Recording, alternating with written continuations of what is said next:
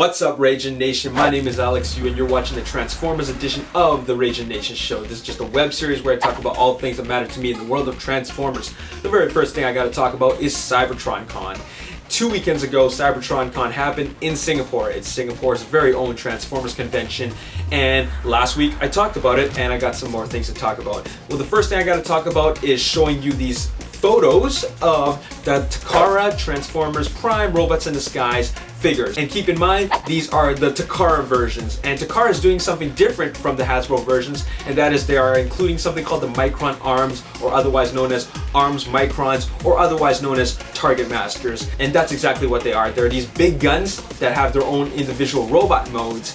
And out of all of them, I like Ratchet's the most because his isn't a gun. Well, maybe it's like a Gunblade, like those ones in Final Fantasies, but it's definitely a giant blade. I mean, he could totally he could do that move with it. He could do like a knifing move. So that's what I like about it. And if you see over here, Optimus Prime actually has like a bunch of Target Masters combined together to make a giant gun. And that looks really cool. But that's a bit of a gimmicky thing because they basically want you to buy them all so you can combine them, right? But I'm not gonna buy them all. That's just crazy. It's not crazy, it's just that they're more expensive. I'm expecting the Takara versions to be double the price of the Hasbro versions. And if I were to get like one of them, I would just be getting Ratchet. Other things that they showed us is more figures from the Transformers Robots in Disguise line, which included Hotshot and also the new Viacon, as well as Knockout. And I really don't like any of them. Hotshot just looks like a blue bumblebee with a different head. Knockout looks like he should have appeared in Transformers Animated just because he's got that animated looking head sculpt.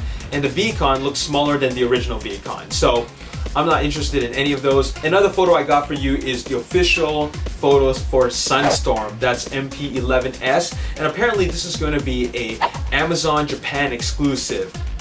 Pass. Starscream looks good enough with the crown and cape set, so I'm not interested in that because really it's just another repaint. And I just found out that the retail cost in the North American market is going to be $250. So that's a lot of money for something that is really just a repaint of an existing figure. And so, like I said, I'm going to pass on this one. Moving on, the next thing I want to talk about is knockoffs, and specifically these Dark of the Moon Leader Class Prime Battle Blade knockoffs. Originally, these Battle Blades were a limited edition run product that was sold exclusively at Toys R Us Japan.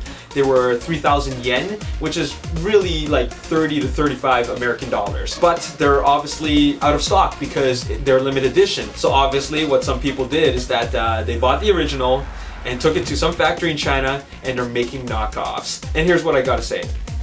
If the product is limited edition and is no longer available at retail at Toys R Us Japan, and the eBay prices are getting ridiculous, then buying the knockoff is not such a big deal. I don't condone knockoffs just because they usually are poor quality versions of the original product, and you're really taking the intellectual property of someone else and making it your own. But at the same time, if you really want it but you can't afford or find the original, then the knockoff is the next best thing. Most likely the knockoff is going to be sold for significantly cheaper than whatever the original is going for on eBay. So by all means, if you really want it, go get the knockoff. But because I don't have the knockoff, I don't actually know what the quality of it is going to be like. I'm pretty sure for a knockoff, it's probably going to be a crappy to decent quality product. Like I said before, I don't condone knockoffs, but if you just absolutely have to have this product, what can you do? And that's all I gotta say. And before I go, I just want to leave you guys with a question, and that is, out of all the Transformers Prime Robots in Disguise Takara versions that you have seen, which individual one do you really want to get?